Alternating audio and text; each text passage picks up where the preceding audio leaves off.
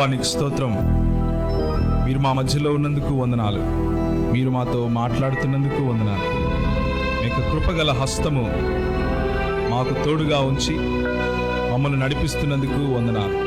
మమ్మల్ని స్వస్థపరిచినటువంటి దేవుడవు నీవు, నీకు వందనాలు. మా దీనదశను దుర్దశను చూసిన దేవుడవు, అందును బట్టి మీకు వందనాలు.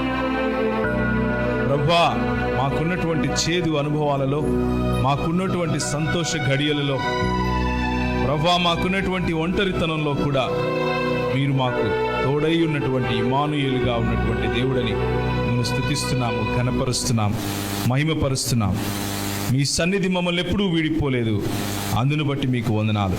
మీకే స్తోత్రం, మీకే స్తుతి, ఘనత, మహిమ, ప్రభావములు యేసు నామమున సమర్పిస్తున్నాం తండ్రి. ఆమేన్. దయచేసి కూర్చోండి.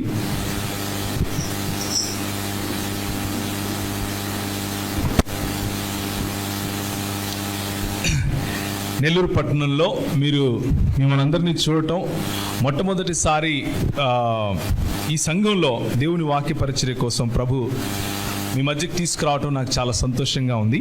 ఆయనను అందుని బట్టి, అదేవిధంగా ఈ సంఘ కాపరులు మరియు సంఘంలో ఉన్నటువంటి నాయకత్వం నాకు ఇచ్చినటువంటి ఈ అవకాశాన్ని బట్టి మొదట దేవునికి, తర్వాత సంఘ నాయకత్వానికి కూడా మనస్ఫూర్తిగా కృతజ్ఞతలు తెలియజేసుకుంటున్నాను. మీరు ఈరోజు ఆదివారం దేవుని యొక్క సన్నిధిలో గడపటానికి మీరు పూనుకొని దేవుని యొక్క సన్నిధిలోకి రావటం చాలా సంతోషం. ఎందుకంటే చాలామంది గడపాలనుకుంటారు, గడపలేకపోతారు. చాలామందికి గడిపే అవకాశం దొరకదు. చాలామందికి ఈ దేవుని యొక్క సన్నిధి ఏమిటో కూడా తెలియదు.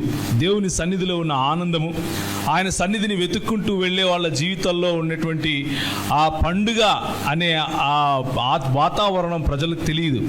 కానీ మీరు ఈరోజు ధన్యులు. ఎందుకు అంటే యేసు ప్రభువు యొక్క మహాకృపను బట్టి మీరు రక్షింపబడ్డారు, దేవుని సంఘంలో కట్టబడ్డారు, దేవుని సంఘంలో ఎదుగుతున్నారు. అందును బట్టి దేవునికి మరొకసారి కృతజ్ఞతాస్తుతులు చెల్లించుకుందాం.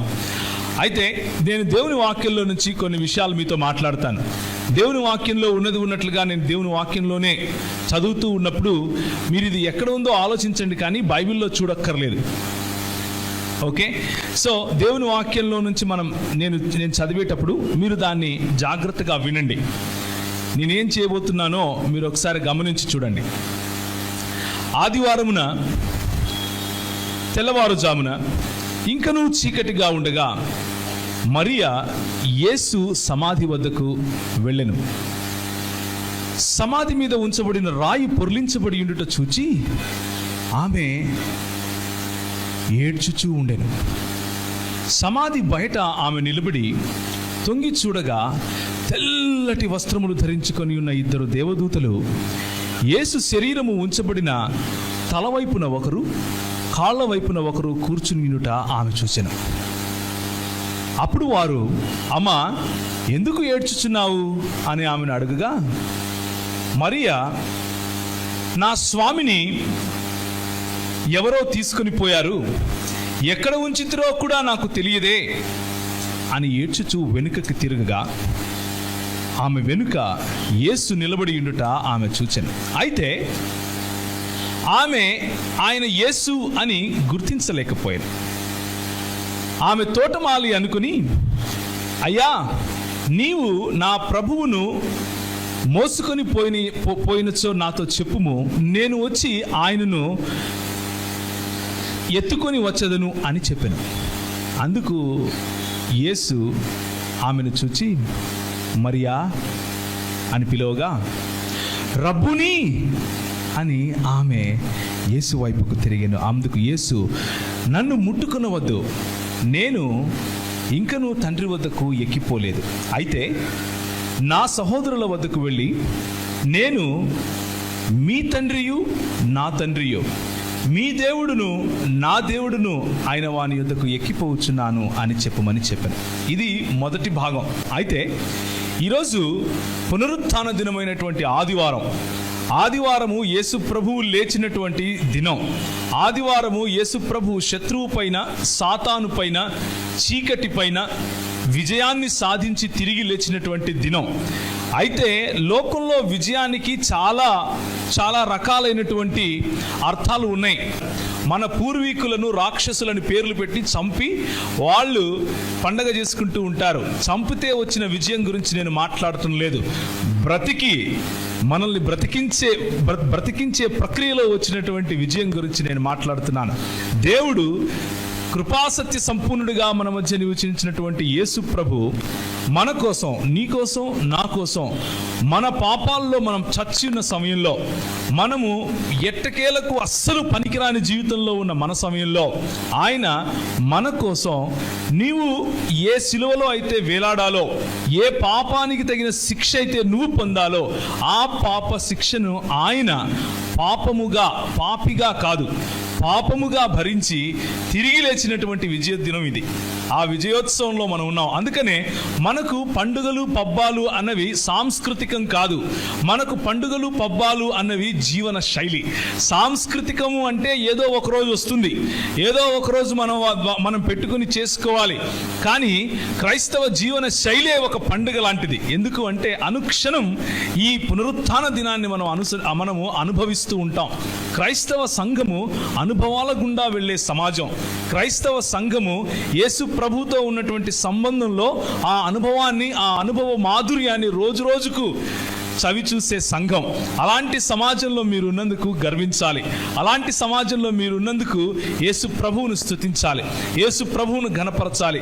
ఆయన తిరిగి లేచినప్పుడు వెతుక్కుంటూ వెళ్ళింది ఎవరు? మరియా. ఆయనను ఎక్కడైతే ఉంచారో ఆ ప్రాంతానికి వెళ్ళింది. ఆ సమాధి దగ్గరికి వెళ్ళినప్పుడు ఆమె నిజానికి చెప్పాలి అంటే మరియా దాదాపు 3 సంవత్సరాలు యేసు ప్రభువు చేసినటువంటి పరిచర్యను చాలా దగ్గరగా ఉండి చూసింది. ఈ మరియా ఎవరో తెలుసా? లూకా సువార్త, మార్కు సువార్త, ఈ 2 సువార్తల్లో మనం గనక చూసినట్లయితే ఈ మరియా ఇంకెవరో కాదు. ఏ మరియలో నుంచి అయితే దేవుడు 7 దయ్యాలను వెళ్ళగొట్టాడో ఆ మగ్దలేనే మరియ గురించి మాట్లాడుతున్నాం. అంటే ఈ మరియా దేవుని వైపు నుంచి స్వస్థతను రుచి చూసింది. యేసు ప్రభువు యొక్క సన్నిధిలో ఉన్నటువంటి స్వస్థతను రుచి చూసింది. ఈమె అనుభవాలు యేసు ప్రభువుతో చాలా దగ్గరగా ఉన్నాయి.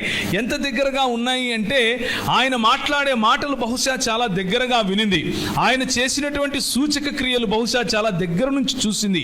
ఆయన 5,000 మందికి 5 రొట్టెలు 2 చేపలు పంచుతూ ఉంటే బహుశా చూసింది. ఆమె ఆయన మరణాన్ని దగ్గర నుండి చూసింది. కానీ ఆయన చెప్పిన మాటలలో ఒక మాటను మాత్రం మర్చిపోయిందేమో అనిపిస్తూ ఉంది. ఆయన చెప్పిన మాటలలో ఒక మాట ఏమిటి అంటే, నేను మనుష్య కుమారుడు ఈ లోక సంబంధమైనటువంటి అధికారుల చేతికి అప్పగింపబడి మృతులలో నుండి తిరిగి లేచుట అగత్యము అని ఆయన ఒకటికి రెండు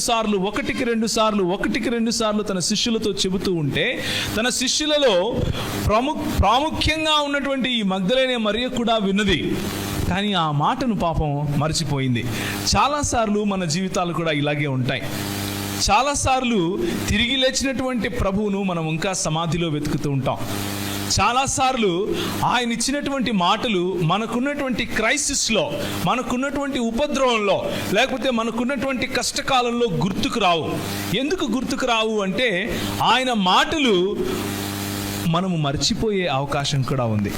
ఆయన మాటలు, నా గొర్రెలు నా స్వరము వినును అని ప్రభు అంటూ ఉంటే, అప్పుడప్పుడు గొర్రెలు స్వరాన్ని విన్నా కానీ ఆ కాపరి చెప్పిన మాటలు మర్చిపోయే అవకాశం ఉంది.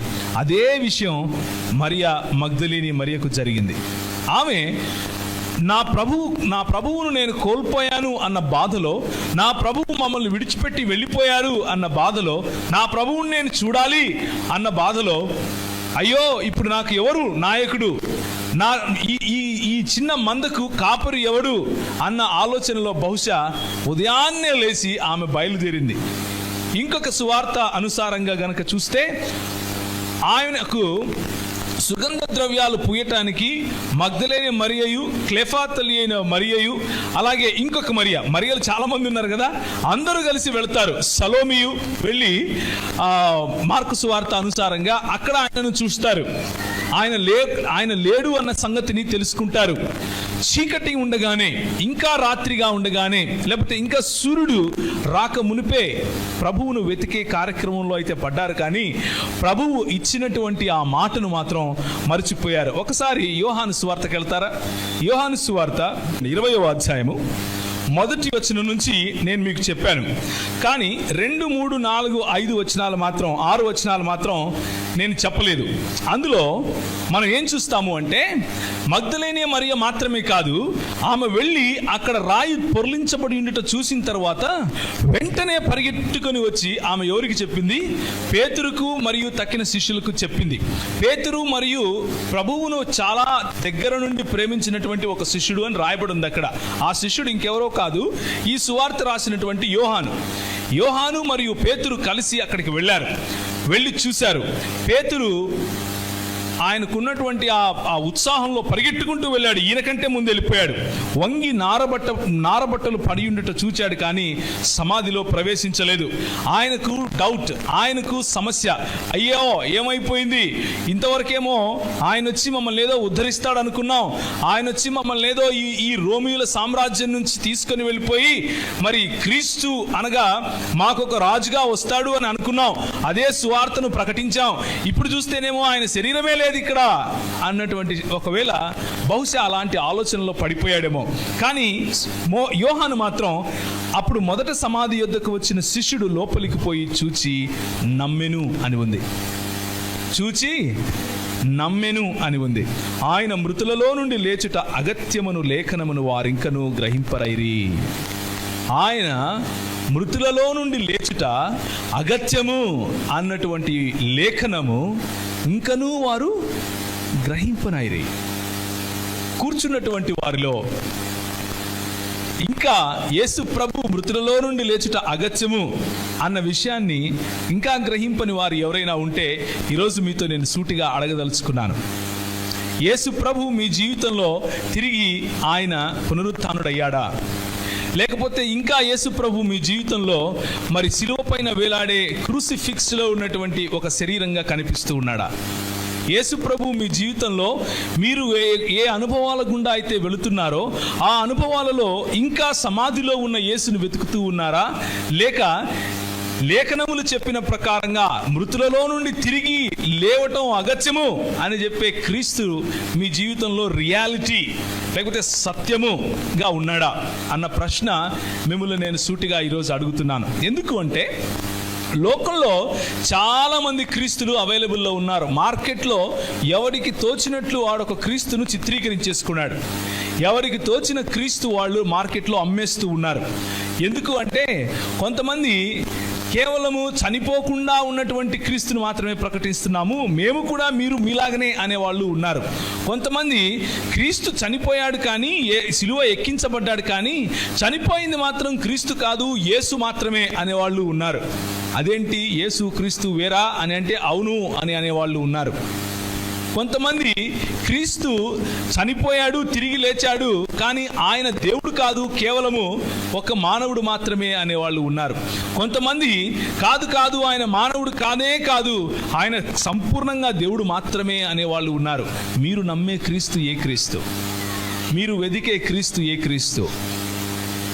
లేఖనములు 66 పుస్తకాలు ఉన్నటువంటి బైబిల్ గ్రంథంలో చెప్పబడిన క్రీస్తు సంపూర్ణముగా దేవుని రహస్యముగా చెప్పబడినటువంటి క్రీస్తు, దేవుని జ్ఞానముగా చెప్పబడినటువంటి క్రీస్తు, మృతులలో నుండి అగత్యము ఆయన లేచుట అగత్యము అని చెప్పిన క్రీస్తు.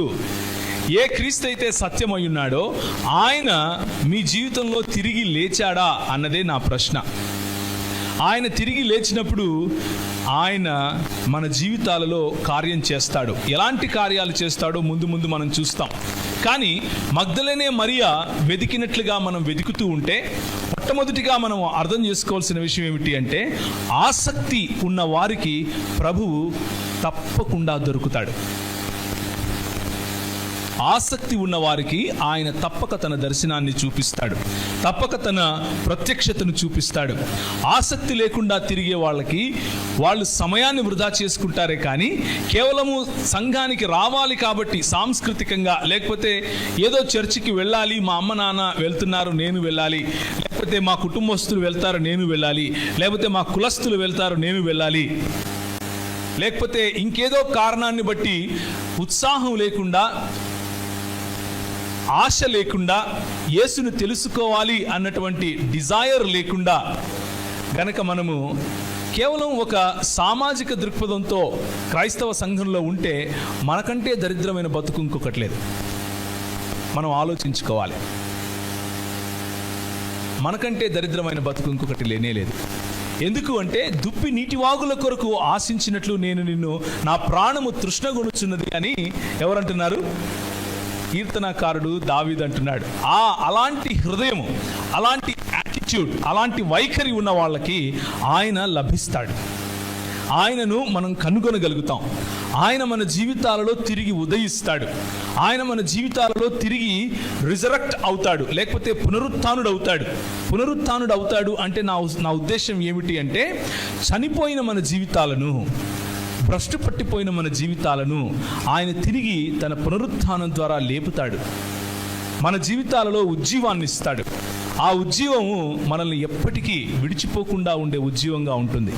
మనం నడవగలుగుతాం, ఆయన స్వరాన్ని వినగలుగుతాం, ఆయనతో మాట్లాడగలుగుతాం, ఆయనతో సంబంధం కలిగి ఉంటాం. ఎప్పుడూ అలా తేట తెల్లగా ఉండే నీళ్ళలాగా మనము అలా ఉండిపోతాం. జీవ జలముల ఊట మన హృదయంలో నుంచి బయటికి ప్రవహిస్తూ ఉంటుంది. జీవ జలముల ఊట మన మాటల్లో కనిపిస్తూ ఉంటుంది.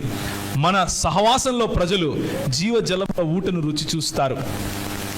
అలాంటి జీవితం కాకుండా ఇంకా మృతులలో నుండి ఆయన లేచుట అగత్యము అన్న విషయాన్ని అర్థం చేసుకోకుండా, ఆయన నా కోసం చనిపోయి తిరిగి లేచాడు అన్నటువంటి అనుభవం గుండా వెళ్లకుండా ఉంటే మనము క్రైస్తవుల లెక్కలోకి రాము అన్న విషయం కూడా గుర్తుంచుకోవాలి.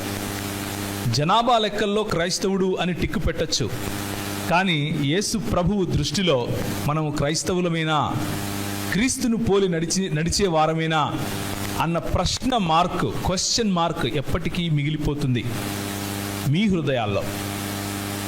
హృదయాల్లో అది అలాగే మిగిలిపోతుంది. జాగ్రత్తగా మనల్ని మనం పరిశీలించుకునే సమయం ఇది. ఆదివారం ఉదయం దేవుని సన్నిధిలోకి వచ్చినప్పుడు ఆయన నిజంగా మన జీవితాలలో పునరుత్థానుడు అయ్యాడా అన్న విషయాన్ని మనం అర్థం చేసుకోవాలి, మనము గమనించాలి, అవలోకనం చేసుకోవాలి. అప్పుడు మగ్దలేనే మరియ వచ్చి నేను ప్రభువును చూచి తిని అని మిగిలిన శిష్యులతో చెప్పగా వారు మిగిలిన శిష్యులకు తెలియజేసింది. అప్పుడేమైందంటే ఆదివారము సాయంకాలమున శిష్యులు యూదులకు భయపడి తలుపులు మూసి ఉన్న గదిలో వారు సమావేశం అయ్యారు. వారు సమావేశం అయినప్పుడు యేసు వచ్చి వారి మధ్య నిలిచెను. ఆయన మీకు సమాధానము కలుగునుగాక అని వారితో చెప్పెను. The resurrection of the Lord brings peace in our lives. అంటే యేసు ప్రభువు యొక్క పునరుత్థానము మన జీవితాలలోకి సమాధానం తీసుకుని వస్తుంది. సమాధానం తీసుకుని రావటం అంటే అర్థం ఏమిటి అంటే, సమాధానము అన్న పదానికి లోకంలో చాలా అర్థాలు ఉన్నాయి. సమాధానం అంటే ల్యాక్ ఆఫ్ వైలెన్స్, లేకపోతే అబ్సెన్స్ ఆఫ్ వైలెన్స్ అనుకుంటారు. అంటే కలహాలు లేకపోతే సమాధానంగా ఉన్నట్లు అనుకుంటారు. కానీ యేసు ప్రభువు వాడినటువంటి షలోమ్ అన్న పదము, షలోమ్ అలైకుం అన్న పదం, లేకపోతే ఈరోజు అరబీ భాషలో మాట్లాడుతూ ఉంటారు అస్సలాము అలైకుం అన్న పదము, షలోమ్ అలైకుం అన్న పదము ఒకటే. షలోమ్ అన్న పదానికి ఈరోజు లోకంలో వాడే సలాం అన్న పదానికి ఉన్న తేడా చెప్తాను వినండి. షలోమ్, యేసు ప్రభువు వాడిన షలోమ్ అన్న పదము చాలా గంభీరమైన పదం. ఎందుకు అంటే ఇట్ టాక్స్ అబౌట్ హార్మనీ, అంటే సమన్వయాన్ని, సమానత్వాన్ని చూపించే పదము అది. ఇట్ టాక్స్ అబౌట్ ట్రాంక్విలిటీ అంటే ఎలాంటి అన్ని సదుపాయాలు, అన్ని రిసోర్సెస్. ఆయన నన్ను పచ్చిక గల చోట్ల పరుండ చేయుచున్నాడు అని అంటారు కదా, అక్కడ వాడిన పదం అది. పచ్చిక గల చోట్ల ఆయన నన్ను పరుండజేయుచున్నాడు, శాంతికరమైన జలముల యొద్ద ఆయన నన్ను నడిపించుచున్నాడు. అలాంటి అనుభవాన్ని షలోం అని పిలవచ్చు. షలోం అని అన్నప్పుడు కేవలము మనకున్నటువంటి ఇబ్బందులు లేకపోయేది కాదు. షలోం అన్న అనుభవం ఎలాంటి అనుభవం అంటే ఫుల్ ఆఫ్ జస్టిస్, అంటే న్యాయము రాజ్యము ఏలుతూ ఉన్నప్పుడు షలోం అని పిలవాలి. న్యాయము మాత్రమే రాజ్యము ఏలుతూ ఉన్నప్పుడు షలోం అని పిలవాలి. విజయోత్సవములో మనం జీవిస్తూ ఉన్నప్పుడు షలోం అని పిలవాలి. అన్ని రకాల సదుపాయాలు లేకపోతే వనరులు మనకు మన జీవితాన్ని చాలా ఆనందమయంగా జీవించటానికి ఉపయోగపడే అన్ని రకాల వనరులు మనకు అందుబాటులో ఉన్నాయనుకోండి, అలాంటి అనుభవాన్ని షలోం అనుభవం అంటారు. యేసు ప్రభువు తిరిగి లేచినప్పుడు షలోం అని పలికాడు. ఎందుకు పలికాడు అంటే ఒక విశ్వాసి జీవితంలో ఆయన he is the source of all goodness. మన జీవితాలకు కావలసిన అన్ని రకాల మంచి, మన జీవితానికి కావలసిన అన్ని రకాల విజయాలు, మన జీవితానికి కావలసిన అన్ని రకాల ఆశీర్వాదాలు, మన జీవితానికి కావలసినటువంటి అన్ని రకాల నిండుతనము ఇవ్వటానికి ఆయన మాత్రమే సోర్స్, ఆయన మాత్రమే ఇవ్వగలవాడు. కనుక ఆయన అంటున్నాడు, నేను మీకు షలోం ఇస్తాను, నేను మీకు షలోం ఇస్తున్నాను. My peace I give to you, not the peace that the world gives you. లోకము ఇచ్చు సమాధానము కాదు, కానీ నేను నా సమాధానమును మీకు ఇచ్చుచున్నాను అంటాడు. ఆయన సమాధానానికి లోకమిచ్చే సమాధానానికి తేడా అది. లోకమిచ్చే సమాధానంలో సుఖము వెతుకుతాం, ఆయన ఇచ్చే సమాధానంలో సంతోషం ఉంటుంది. లోకమిచ్చే సమాధానంలో వస్తువులు ఉంటాయి, వస్తువుల పైన ఆ సమాధానం ఆధారపడి ఉంటుంది. ఆయన ఇచ్చే సమాధానంలో మన లేమిలో కూడా మనం సమాధానంగా ఉంటాం. లోకమిచ్చే సమాధానంలో మనము సంబంధాలపైన మన గుర్తింపును ఆధారపరుచుకుంటాం. Our identity depends on our relationships. ఆయన ఇచ్చే సమాధానంలో ఆయనే మన గుర్తింపుగా ఉంటాడు. లోకమిచ్చే సమాధానం మనం ఒకటి కోల్పోయినప్పుడు, మనలో బాధ కలిగినప్పుడు మనము పట్టరాని ఒక రకమైనటువంటి ఉద్వేగంలో వెళ్ళిపోతాం. కానీ ఆయన ఇచ్చే సమాధానం ఎల్లప్పుడూ అలా ఉండిపోయే సమాధానం. అందుకనే ఒకసారి మీరు గమనిస్తే దానియేలు గ్రంథంలో షడ్రకు మెషకు అబేద్నెగోలను తీసుకుపోయి ఎక్కడేశారు? అగ్నిగుండంలో వేశారు. వాళ్ళు అన్నారు, నెబుకద్నెజరు రాజా, నెబుకద్నెజరు నువ్వు అనుకుంటున్నావు పెద్ద తోపుగాడివని, మమ్మల్ని తీసుకొచ్చి ఇందులో వేశావు. మా దేవుడు మమ్మల్ని రక్షించటానికి సమర్థుడు, ఆయనను తప్ప వేరే వారిని ఆరాధించే స్తుతించే ప్రసక్తే లేదు. ఒకవేళ ఆయన మమ్మల్ని రక్షించకపోయినా సరే నువ్వు పెట్టిన బొమ్మకు మాత్రం ముఖ్య ప్రసక్తే లేదు. ఈ అనుభవాన్ని షలోం అనుభవము అంటారు. ఇలాంటి అనుభవం అంటే అగ్నిగుండంలో మనం నివసిస్తూ ఉన్నా, అగ్నిగుండంలో మనల్ని పడవేసినా కానీ ఆయన యొక్క సమాధానం, ఆయన యొక్క సన్నిధి మనకు తోడుగా ఉండటం. అప్పుడు ఆ రాజు అంటాడు, మనం ముగ్గురిని పడేసాం కదా, ఈ నాలుగో ఆయన ఎవరు? Who is this fourth man? ఈ నాలుగో వ్యక్తి ఎవరు? ఇంకెవరో కాదు, మన ప్రభు అయినటువంటి యేసు వారికి ఇచ్చినటువంటి షలోం అనే సమాధానం, షలోం అనే ఆయన సన్నిధి. ఆయన సన్నిధి సకల ఆశీర్వాదాలకు, సకల సంతోషానికి కారణం. ఆయన సన్నిధి పచ్చిక గల చోటు, ఆయన సన్నిధి జీవ జలముల ఊట, ఆయన సన్నిధి సకల ఆశీర్వాదాలు మనకు ఇవ్వటం మాత్రమే కాదు, కానీ మన ద్వారా ప్రవహిస్తూ 10 మందికి సకల ఆశీర్వాదాలు ఇవ్వగల అనుభవం. ఆ అనుభవాన్ని షలోం అంటారు. కాబట్టి యేసు ప్రభువు యొక్క పునరుత్థానం మన జీవితాలలో షలోం తీసుకొని వస్తుంది. ఇంకా మనము చనిపోయిన యేసుని వెతుకుతూ ఉంటే, ఆయన ఎక్కడ ఉన్నాడు అన్నటువంటి పరిస్థితిలో ఉంటే మనము ఈ అనుభవాన్ని ఇంకా చూడలేదు అన్న విషయాన్ని నేను మీకు గుర్తు చేస్తున్నాను. రెండవ విషయం, యేసు ప్రభువు యొక్క పునరుత్థానము మనకు ఆయన ఇచ్చినటువంటి ప్రామిస్, ఆయన చేసినటువంటి వాగ్దానాన్ని పరిపూర్ణం చేస్తుంది, సంపూర్ణం చేస్తుంది. 21వ వచనం, అప్పుడు యేసు మరలా మీకు సమాధానము కలుగునుగాక, తండ్రి నన్ను పంపిన ప్రకారము నేను నిన్ను పంపుచున్నాను అని చెప్పెను.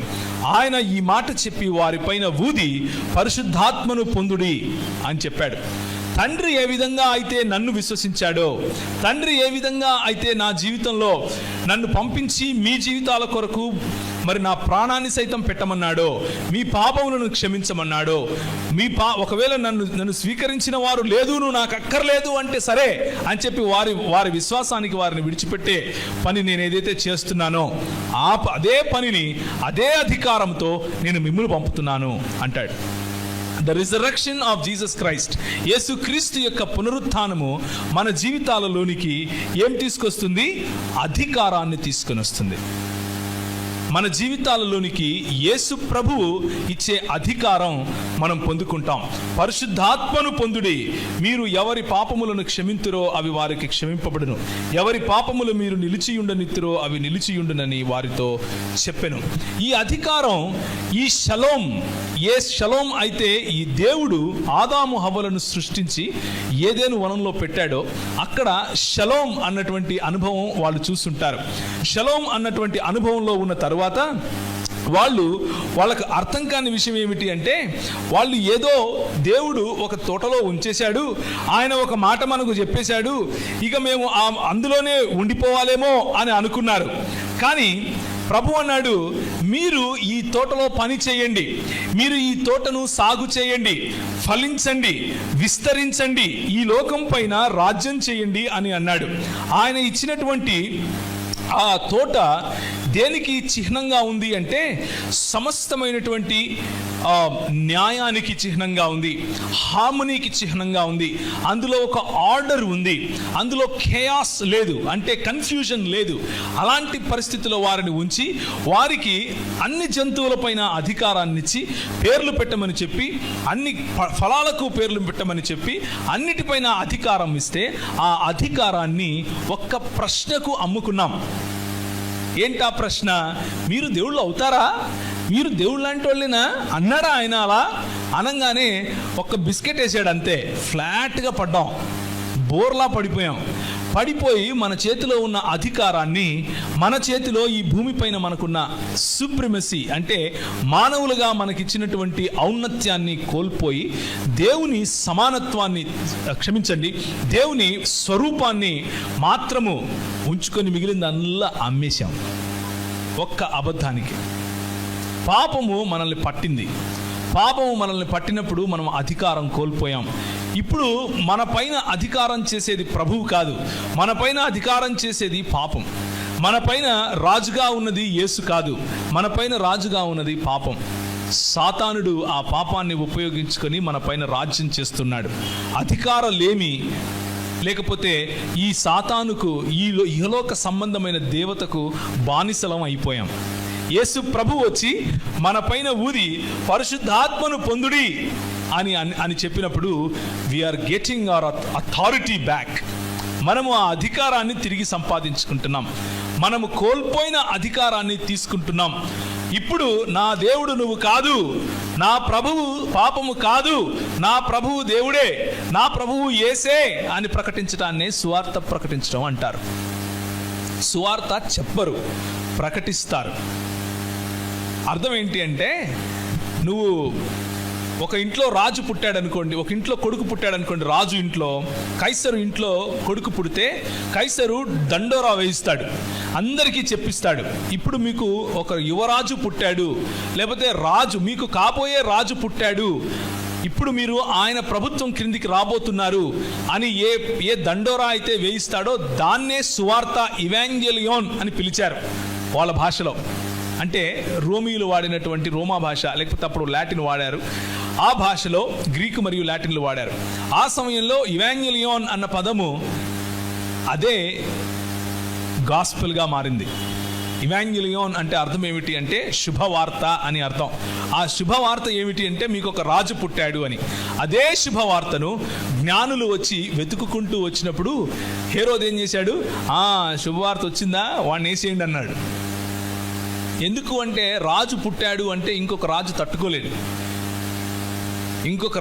తట్టుకోలేడు. ఈరోజు మనం ప్రకటిస్తున్నటువంటి సువార్త ఏమిటి అంటే యేసు క్రీస్తు లోకమునకు రాజయున్నాడు. Jesus Christ is the Lord of all. Yesu Kristu అందరికీ ప్రభువు. ఈ మాట ప్రకటించడాన్ని సువార్త ప్రకటించడం అంటాం. యేసు క్రీస్తు మన జీవితాలకు ప్రభువు అవ్వాలి అంటే, మనం పోగొట్టుకున్న అధికారాన్ని మనం తిరిగి సంపాదించాలి అంటే, మనం పోగొట్టుకున్నటువంటి షలోం తిరిగి మనల్ని సంపాదించుకోవాలి అంటే, ఆయన వాక్యానుసారముగా మొట్టమొదటిసారిగా మనం అర్థం చేసుకోవాల్సిన విషయం ఏమిటి అంటే, ఆయన మన జీవితాలలో తిరిగి లేవాలి. ఆయన మన జీవితాలలో పునరుత్థానం చెందాలి. ఆయన మాట నేను మృతులలో నుండి లేచుట అగత్యము అని ఆయన చెప్పిన మాటను మనం విస్మరించటానికి వీలు లేదు. అలా విస్మరించకుండా ప్రభు మనకిచ్చినటువంటి మాటను గనక జ్ఞాపకం చేసుకుని ఆయన షలోంను, ఆయన అధికారాన్ని వెనక్కి తీసుకుంటే, ఆయన అంటాడు, ఆయన మనపై ఊది పరిశుద్ధాత్మను పొందుడి. మీరు ఎవరి పాపములను క్షమిస్తారో వారి పాపములు క్షమించబడతాయి అంటున్నాడు. అంటే మనల్ని దేవుళ్ళం అయిపోతామని కాదు. మనం వెళ్ళిపోయి నిన్ను ఓకే నీకు ఇచ్చేసాను అదేదో ఆ కాలంలో పోపు ఫర్గివ్నెస్ సర్టిఫికేట్లు అమ్ముకున్నాడంట. అలాంటిది అని కాదు. మీరు ఎవరి పాపములు క్షమిస్తారో వారి పాపములు క్షమింపబడతాయంటే అర్థం ఏమిటి అంటే, మీరు ఈయన రాజ్యాన్ని ప్రకటించినప్పుడు, యేసు అనే రక్షకుడు వచ్చేశాడు అని ప్రకటించినప్పుడు, యేసు అనే రాజు పుట్టాడు అని ప్రకటించినప్పుడు, ఇప్పుడు ఆయన మన అధికారాన్ని మనకు వెనక్కి ఇవ్వబోతున్నాడు అని ప్రకటించినప్పుడు, ఎవరైతే ఆ రక్షణ సువార్తను అంగీకరించి మీకు తోడుగా నిలబడతారో, ఎవరైతే మీరు ప్రకటించిన రాజ్యంలో భాగస్వాములు అవుతారో, వారి పాపములు క్షమించబడినట్లు.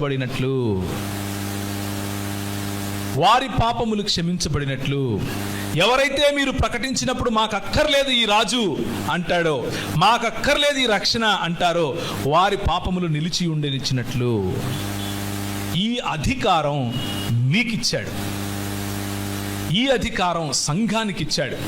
ఈ అధికారం నీకిచ్చాడు.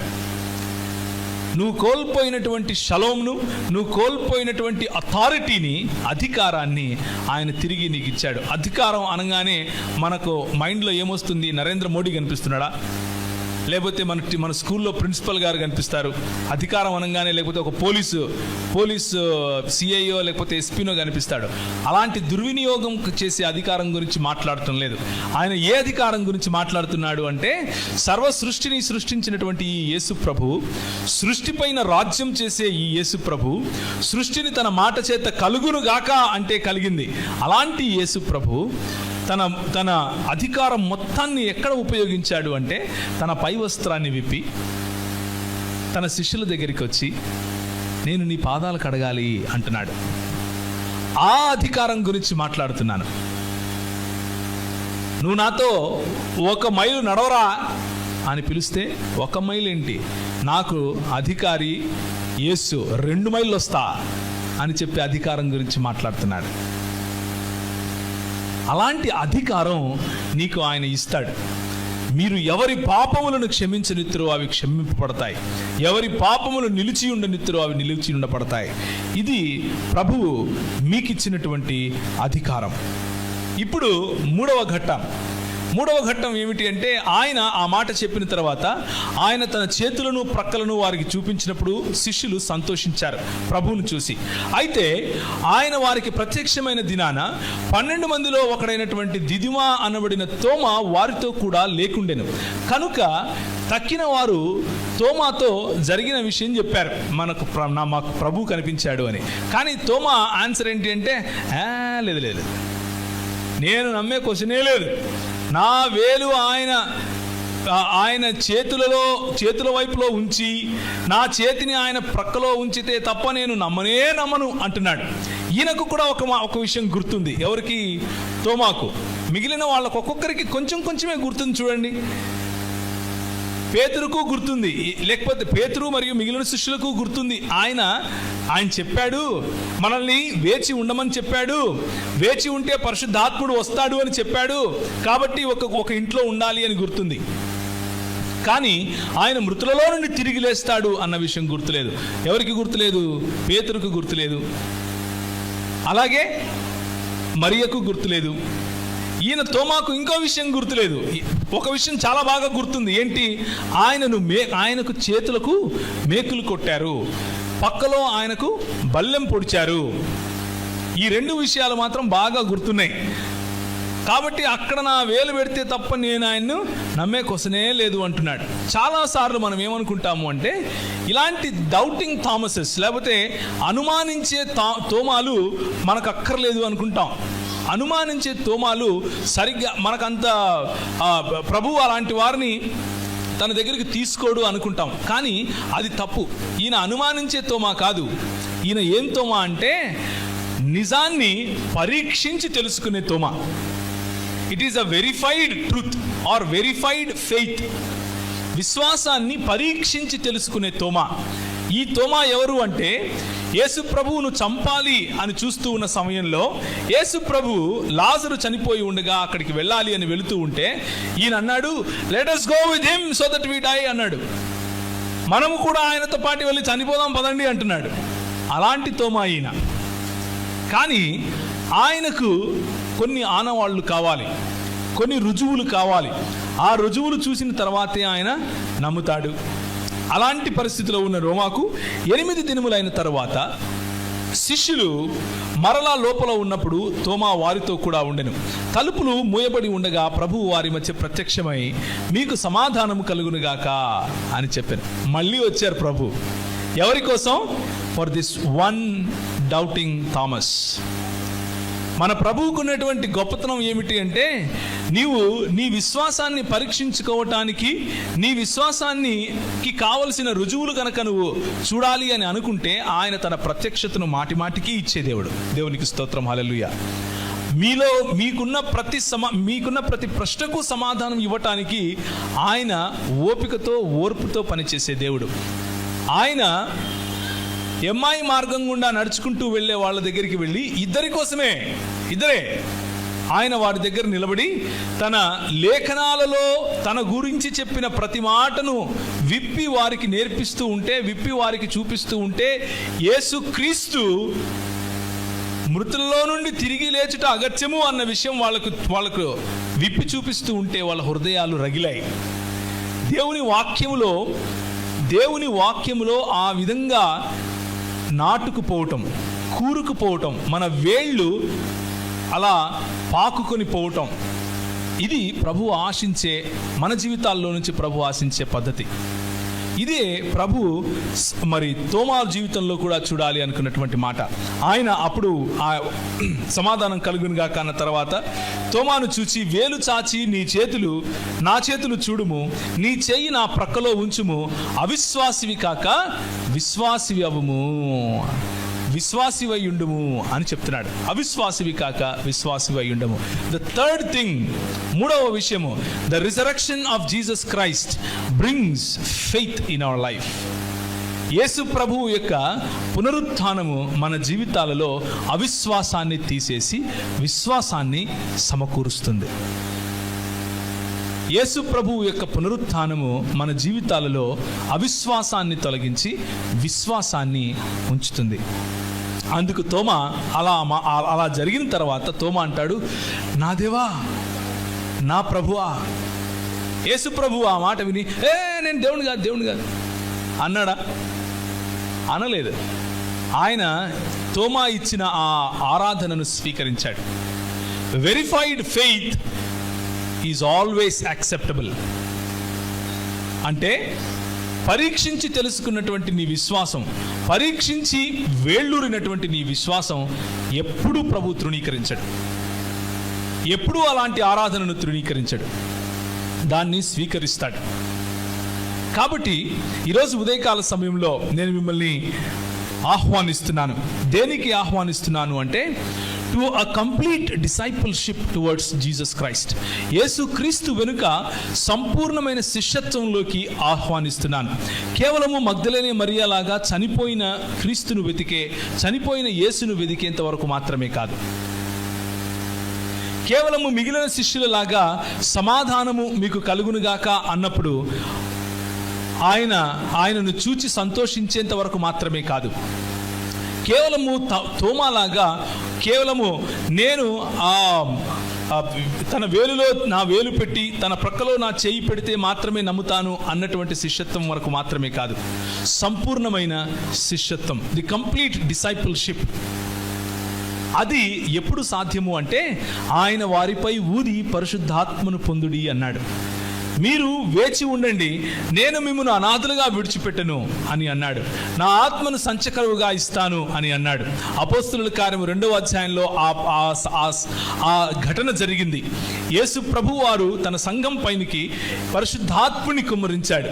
పరిశుద్ధాత్ముడు వారి జీవితాలలోకి వచ్చినప్పుడు ఇదే పిరికి వారు ప్రభు కోసం నిలబడ్డారు. ఇదే తోమ భారతదేశానికి వచ్చి పైనుంచి కింది వరకు ఈట దిగగా చనిపోయాడు. ఇదే తోమ తన ప్రాణాన్ని సైతము ఇవ్వటానికి సిద్ధపడ్డాడు. పరిశుద్ధాత్ముని శక్తి అలాంటిది. పరిశుద్ధాత్ముడు మన జీవితాల్లో పనిచేసినప్పుడు ఇలాంటి షలోం మన జీవితాల్లో మరి ప్రబలుతుంది, మన జీవితాలపైన రాజ్యమేలుతుంది. పరిశుద్ధాత్ముడు మన జీవితంలో వచ్చినప్పుడు మన అధికారాన్ని స్పష్టంగా మనం మాట్లాడుతూ చాటుకుంటాం. లుక్ ఎట్ స్టెఫెనును చూడండి ఒకసారి. స్టెఫెను యేసు ప్రభువే నిజమైన దేవుడు, ఆయనే ప్రభువు అని ప్రకటిస్తూ మాట్లాడుతూ ఉన్నప్పుడు they could not stop him. వాళ్ళు అన్నారు, వీడి మాటలు ఎంత బలంగా ఉన్నాయంటే మనం ఆపలేకపోతున్నాం అంటున్నారు. స్టెఫెను నిలబడి మాట్లాడుతూ ఉంటే రాళ్లతో కొట్టి చంపాలని రాళ్లతో కొట్టారు.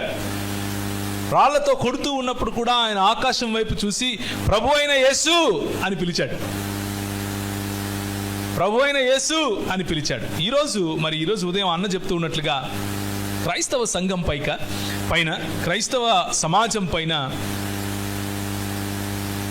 మతోన్మాదులు వాళ్ళకి ఇష్టం వచ్చినట్లు వాళ్ళు మాట్లాడుతూ ఉంటారు. మతోన్మాదులు క్రైస్తవులను దుయ్యబట్టాలని, క్రైస్తవులను చెదరగొట్టాలి అని, క్రైస్తవులను బలహీనం చేయాలి అని, రాజకీయంగా సామాజికంగా అన్ని రకాలుగా అనగదొక్కాలి అని చూస్తూ ఉంటారు. కానీ మనకు ఒకే గురి, మన ప్రభు అయిన యేసు మృతులలో నుండి తిరిగి లేచాడు. మన ప్రభు అయిన యేసు మనకు పరిశుద్ధాత్మను అనుగ్రహించాడు. మన ప్రభు అయిన యేసు ఇచ్చినటువంటి ఆ పరిశుద్ధాత్ముడు, తండ్రి కుమార పరిశుద్ధాత్ములుగా తను తాను ప్రకటించుకున్నటువంటి దేవుడు మనకు తోడై ఉండగా మనకు విరోధి ఎవడు? రోమీయులకు రాసిన పత్రిక 8వ అధ్యాయంలో మనం ఈ మాట చూస్తాం. ఏం చూస్తాం?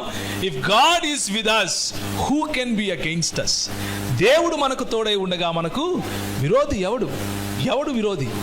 ఈ ఆనంద, ఆ ఆనంద, ఆ పరమానంద జాంతానే. దేవుడు మనకు తోడై ఉండగా ఈ ఆనందాలు ఏమీ చేయలేరు. దేవుడు మనకు తోడై ఉండగా కోట్లేసుకుని గడ్డాలు పెట్టుకుని వచ్చేవాళ్ళు మనల్ని ఏమీ చేయలేరు. దేవుడు మనకు తోడై ఉండగా మతోన్మాదులు మనల్ని కదపలేరు. దేవుడు మనకు తోడై ఉండగా షలోం మనతో ఉంటుంది. దేవుడు మనకు తోడై ఉండగా న్యాయము మనకు తోడై ఉంటుంది. దేవుడు మనకు తోడై ఉండగా కనికరాన్ని ప్రేమించే హృదయము మనకు ఆయన ఇస్తాడు. దేవుడు మనకు తోడై ఉండగా ఆదివారము, సోమవారము, మంగళవారము అన్న తేడా లేకుండా ఏ రోజైనా సరే ఆయన పునరుత్థానము అనే ఒక అనుభవంలో, ఒక ఉత్సవంలో జీవించే జీవన శైలి కలిగి ఉంటాం. అంతేగాని ఏదో ఒకరోజు ముహూర్తం పెట్టుకుని పండగలు చేసుకుని రొట్టెలు చేసుకుని వెళ్ళిపోయే సమాజం కాదు మనం. మన జీవితమే ఒక పండుగ. అలాంటి పండుగను ప్రభు మనకిస్తాడు. Jesus brings peace to the disciples. He breathes Holy Spirit on them. Yesu ప్రభు ఇచ్చినటువంటి, లేకపోతే మనకు యేసు ప్రభువును మృతుల్లో నుండి లేపినటువంటి పరిశుద్ధాత్ముడు మనకు తోడుగా లేకపోతే మనము ఏ క్రైస్తవం అయితే చాటుతున్నామో అది కేవలము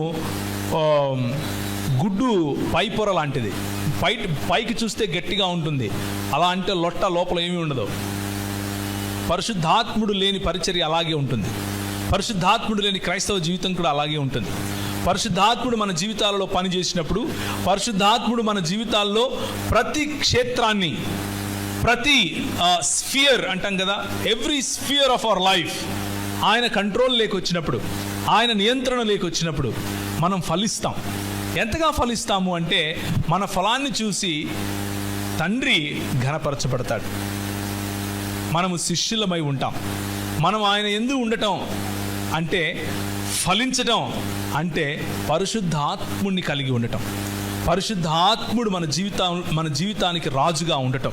పరిశుద్ధాత్ముడు మన జీవితంలో రాజ్యం చేయటం. మన నిర్ణయాలు, మన ఆలోచనలు, మన కలలు, మన విజన్, మన దర్శనం, మన బ్రతుకు, మన ఉనికి అన్నీ పరిశుద్ధాత్ముని ద్వారా నడిపింపబడగలగటం.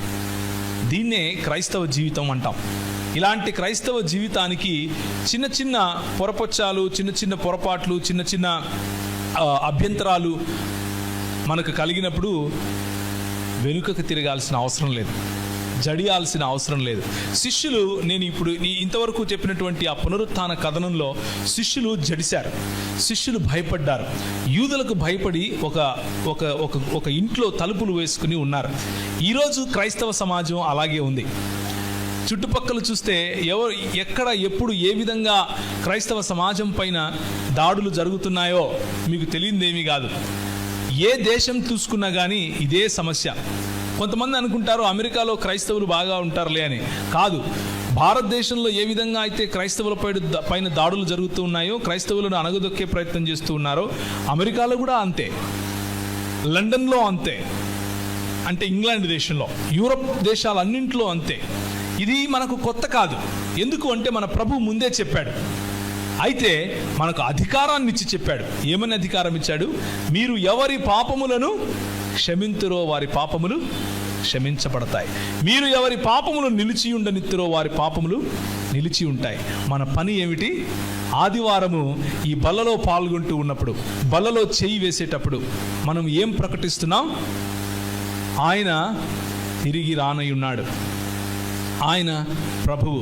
ఆయన మరణ పునరుత్థానాలను ప్రకటిస్తూ ఉండడం కోసమే ఈ బల్లను మనం జ్ఞాపకం చేసుకుంటూ ఉంటాం. ఆయన తిరిగి లేచినప్పుడు మనం ఏం గుర్తు చేసుకుంటూ ఉన్నాము అంటే, సార్వత్రిక క్రైస్తవ సంఘంలో ఆయన ఈ రోజుకు కూడా అంతే సక్రియంగా ఉన్నాడు. సార్వత్రిక క్రైస్తవ సంఘంలో ఎన్ని సమస్యలు వచ్చినా, ఎంత ఉపద్రవం వచ్చినా, ఎన్ని రకాలుగా మనల్ని అణగదొక్కాలని ప్రయత్నం చేసినా, ఇవన్నీ కూడా మన ప్రభువు చెప్పాడు కనుకనే జరుగుతున్నాయి అన్న విషయం గుర్తు చేసుకుంటూ ఉంటాం.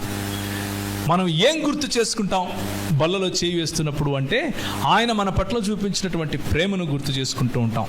ఆయన మనకు తిరిగి సంపాదించి పెట్టినటువంటి అధికారాన్ని గుర్తు చేసుకుంటూ ఉంటాం.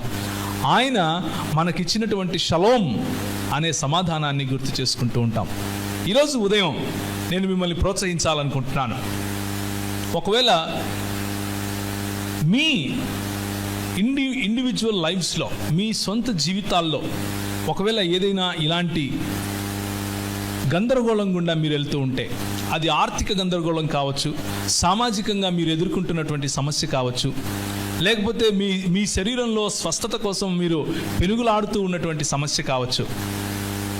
మీకు ఎలాంటి సమస్య ఉన్నా, మీరు ఎలాంటి పరిస్థితుల గుండా వెళుతూ ఉన్నా, ఒక్కటి మాత్రం ఖచ్చితం, ఖాయం. అదేమిటి అంటే, ప్రభు అయిన యేసు షలోం మనకిచ్చాడు. ప్రభు అయిన యేసు మనకు అపవాది పైన విజయాన్ని ఇచ్చాడు. ప్రభు అయిన యేసు మనకు తన సన్నిధిని ఇచ్చాడు. ప్రభు అయిన యేసు మనకు అధికారాన్ని ఇచ్చాడు. ఆ అధికారం, ఆ ప్రసన్నత, ఆయన సన్నిధి, ఆ షలోం మన జీవితాల నుంచి ఎవరూ దొంగిలించలేరు. Nobody can snatch you out of my hand అన్నారు ఆయన. ఎవరునూ మిమ్మల్ని నా చేతిలో నుంచి దొంగిలించలేడు అని అన్నారు. నేను మంచి కాపరిని అని అన్నాడు. అలాంటి కాపరి మనల్ని పచ్చిక గల చోట్ల, జీవజలములు ప్రవహించే చోట ఆయన మనల్ని ఉంచుతూ ఉన్నాడు. మనకున్నటువంటి కష్టకాలంలో కూడా, మనకున్నటువంటి సమస్యల్లో కూడా, మనకున్నటువంటి బలహీనతల్లో కూడా ఆయనే ప్రభు అయి ఉన్నాడు. ఆయన షలోం, ఆయన సన్నిధి మనల్ని విడిచిపోకుండా ఉంది. దాన్ని బట్టి మనం అది గుర్తు చేసుకుంటూ మనం బలలో పాల్గొనాలి. అది గుర్తు చేసుకుంటూ ప్రభువును ఆరాధించాలి. ఆదివారం మనం వచ్చినప్పుడు ఇదేదో ఒక క్లబ్బో లేకపోతే ఒక సోషల్ గ్యాదరింగో కాదు. ఇది కేవలం ఒకరినొకరిని చూసుకుని అక్క బాగున్నావా, అన్న బాగున్నావా, చీర బాగుందే, ఏడగొన్నావా ప్యాంటు, ఇది కాదు. మనం ఎందుకు వచ్చాము అంటే ఆయన్ను జ్ఞాపకం చేసుకోవటానికి, ఆయన్ను గుర్తించటానికి, ఆయన మనకు తిరిగి అధికారాన్ని ఇచ్చినటువంటి ఆ కార్యాన్ని గుర్తుంచుకోవటానికి, మన బూడిదకు ప్రతిగా పూదండను ఇచ్చాడు కదా, ఆ సువాసనలో జీవించటానికి. మనము దేవుడు వెదజల్లినటువంటి సువాసనలుగా జీవించే ఆ విజయోత్సవము అన్న విషయం, అంటే మన జీవితం అలాంటి విజయోత్సవము అని గుర్తు చేసుకోవటానికి వస్తాం. కాబట్టి ఎలాంటి కలకలం మీ హృదయంలో లేకుండా, ఎలాంటి రెండవ ఆలోచనలు మీ హృదయంలో లేకుండా, దేవుని వైపు చూస్తూ, దేవుణ్ణి స్తుతిస్తూ, దేవుణ్ణి ఆరాధిస్తూ మన జీవితాలు గడిపేందుకు ఆయన మనకు ఒక మంచి అవకాశం ఇచ్చాడు అని ఆయన స్తుతించాలి. మనలో మన విశ్వాసాన్ని తిరిగి ఒకసారి బేరీజు వేసుకుని, తోమాలాగా మనము మన విశ్వాసాన్ని పరీక్షించుకున్నా సరే అందులో స్థిరంగా ఉండగలిగే వాళ్ళమై ఉండాలి. అందులో స్థిరంగా జీవించే వాళ్ళమై ఉండాలి. అందులో స్థిరంగా జీవించటానికి కావలసిన పరిశుద్ధాత్ముడు మనకు అందుబాటులో ఉన్నాడు. ఆయన మనతో ఉన్నాడు. మనం ఆయనను గుర్తించి ఆయనను మన జీవితంలోని ప్రతి క్షేత్రంలో ఆయనకు అధికారాన్ని మనం ఇవ్వాలి. మన సొంత అధికారం కాకుండా, మన సొంత పడిపోయినటువంటి జీవితంలో ఆయనకు అధికారం ఇస్తే మనము జయించిన వారికంటే అధికులంగా మారుతాం, జయించిన వారికంటే గొప్పవారిగా ఉంటాం. ఇది క్రైస్తవ సమాజంలో ఈరోజు ముఖ్యంగా యువతకు అవసరమైన మాట. క్రైస్తవ యువత కూర్చున్న వాళ్ళు జాగ్రత్తగా ఈ విషయాలను గమనించండి. పరిశుద్ధాత్ముని శక్తి చేత మనం జీవించాలి. పరిశుద్ధాత్ముని శక్తి చేత మనం మాట్లాడాలి. పరిశుద్ధాత్ముని శక్తిలో మనం నడవాలి. పరిశుద్ధమైన జీవితాన్ని మనం కోరుకోవాలి. మన ప్రభువు మన పైన ఊది పరిశుద్ధాత్మను పొందుడి అని చెప్పినప్పుడు ఒకే ఒక పర్పస్ ఇచ్చాడు. There is only one purpose. అది ఏమిటి అంటే, ఎవరి పాపములు మీరు క్షమించురో అవి క్షమింపబడతాయి, ఎవరి పాపములు మీరు నిలిచి ఉండనిత్తురో అవి నిలిచి ఉండబడతాయి. మీరు ప్రకటించటం మీ పని. మిమ్మల్ని స్వీకరించిన వాడు క్షమింపబడతాడు, మిమ్మల్ని తృణీకరించిన వాడి పాపములు నిలిచి ఉండబడతాయి. ఈ అధికారం మనకు ప్రభు ఇచ్చాడు. తలలు ఉంచి